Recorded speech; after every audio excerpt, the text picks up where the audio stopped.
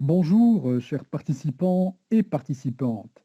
Bienvenue, encore une fois, dans une nouvelle vidéo, toujours dans le cadre de la formation Initiation à la communication. Alors aujourd'hui, nous allons découvrir ensemble le schéma de la communication de Roman Jacobson. Mais avant, j'aimerais tout d'abord vous donner quelques informations par rapport à Roman Jacobson. En fait, il est né le 28 septembre 1896 à Moscou, est mort le 18 juillet 1982 à Boston. Donc, c'est un penseur russo-américain qui devint l'un des linguistes les plus influents du XXe siècle, en pesant les pierres premières du développement de l'analyse structurelle du langage. Donc, déjà, il va s'intéresser au fonctionnement de la langue et du langage et il fera partie des théoriciens les plus connus de la communication. Alors, en fait, selon Roman Jacobson, la communication suit une structure et un schéma. Parmi les éléments justement qui composent ce schéma, on trouve l'émetteur, le récepteur, le message, le référent, le canal et le code.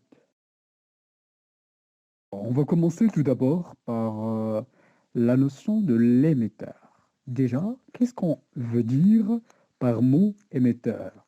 Donc, on l'appelle soit émetteur ou locuteur ou même destinateur. En fait, l'émetteur représente l'instance qui produit le message et qui, dans le cas le plus courant, peut en être tenu pour responsable.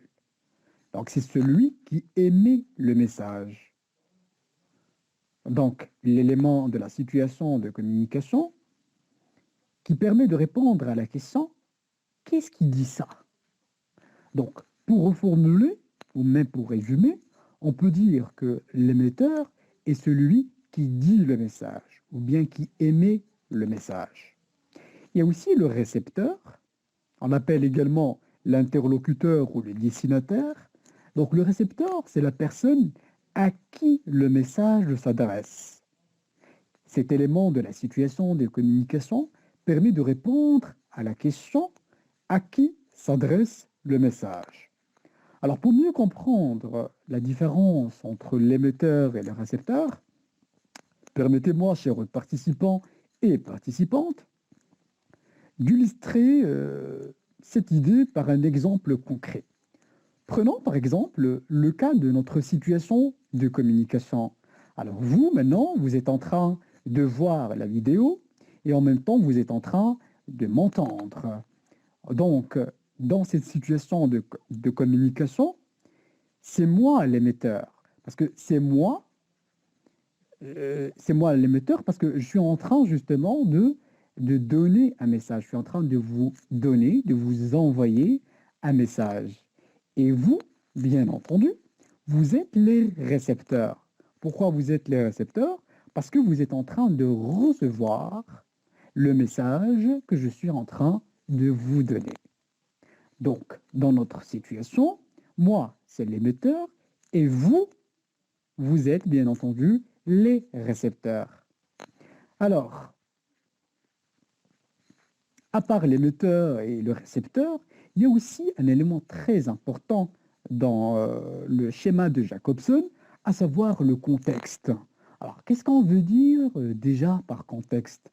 En fait, le contexte représente les raisons à la base de la communication qui vont modifier le type de communication que l'énonciateur va choisir. Alors, lorsqu'on parle de contexte, on parle des raisons à la base de la communication. Qu'est-ce qu'on veut dire déjà par les raisons à la base de la communication? Notre communication, comme vous le savez, change de temps à autre selon le contexte. Parce que les mots que je peux utiliser, ou même les expressions ou les termes, peuvent bien entendu changer d'un contexte à un autre. Je vous donne un exemple pour rendre l'idée plus claire. Lorsqu'on est, par exemple, en classe, eh ben, les expressions et les phrases que nous allons utiliser seront différentes de celles qu'on va utiliser si jamais on est en train de parler avec nos amis, avec nos frères, avec nos cousins, pardon, nos cousines, ou même avec les copains. Donc, notre communication, justement, est liée étroitement au contexte de la communication. Alors, je vous fais un petit rappel. J'ai dit que parmi les éléments essentiels de l'acte de communication, il y a l'émetteur, c'est celui qui émet le message. Il y a le récepteur, c'est celui justement qui reçoit le message. Il y a aussi le contexte et le message. Donc, pour ce que je dis, le message, c'est l'information transmise. Voilà. Donc, le message représente l'information transmise. Après le message, vient le code et le canal. Alors, le code représente le moyen utilisé pour transmettre le message. En langue française, il y a en fait beaucoup de codes qu'on peut utiliser pour transmettre beaucoup de messages. Donc le moyen peut être la langue, comme il peut être une image, un son, un signal, ou même d'autres signes. Passons maintenant au canal. Alors le canal, c'est une voie par laquelle transitent les messages à faire passer. C'est la voie qu'on utilise justement pour transmettre notre message, savoir notre information. Alors, un dernier rappel. Nous avons essayé de voir à travers cette vidéo les éléments constitutifs de l'acte de communication. Nous avons dit qu'il y a l'émetteur, le récepteur, le canal, le code, le contexte et le message. Donc, l'émetteur, c'est celui qui émet le message. Le récepteur, c'est celui qui reçoit le message. Alors, le contexte, c'est les raisons à la base de la communication, bien sûr, qui modifient le type de communication. Il y a le message, c'est l'information transmise. Le code, le moyen utilisé pour transmettre le message. Et puis le canal, c'est la voie par laquelle transite le message à faire passer. Voilà, donc j'ai fini.